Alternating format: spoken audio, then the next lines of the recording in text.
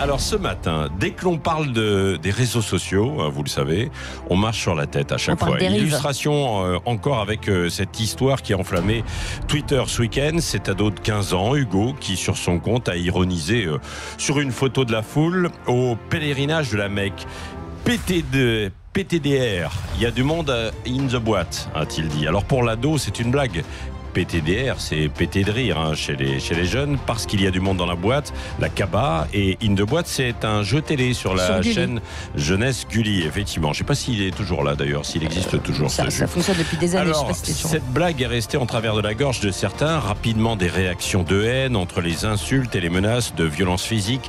Des internautes réclament même son nom et son adresse. Le nom d'un collège est notamment diffusé comme étant celui où Hugo est scolarisé.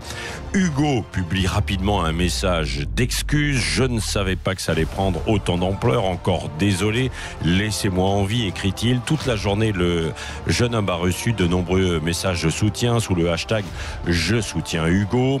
Plusieurs personnalités ont réagi aux messages de haine reçus par Hugo, comme Zora Habitant ou encore Raphaël Enthoven, qui a tweeté « On a le droit de se moquer de toutes les religions et de leurs lieux de culte. Sinon, c'est la fin de la liberté qui arrivera très vite si par peur ou par flemme, on laisse agir les censeurs. » Marlène Schiappa a vite répliqué aussi « La France est une république laïque où chacun peut critiquer et se moquer des religions sans être menacé de mort. Pour cela, le blasphème n'existe pas. » Alors, pour cette histoire, la police nationale avait indiqué de son côté à plusieurs reprises sur le réseau social que les menaces avaient été signalées aux enquêteurs de la plateforme, vous savez, qui existe, Pharos, qui permet de signaler des contenus illégaux sur Internet. Voilà donc pour cette histoire, ça devient quasiment une banalité, des messages d'une violence sans nom, comme s'il y avait la guerre. À chaque fois, c'est la même chose dans les messages de colère, d'ailleurs, d'un côté ou de l'autre, autour des manifs de Gilets jaunes ou en sport avec la jeune marathonienne. Je ne sais pas si vous l'avez vu, insultée. Elle a couru le marathon de Paris hier parce qu'elle est toujours sous le coup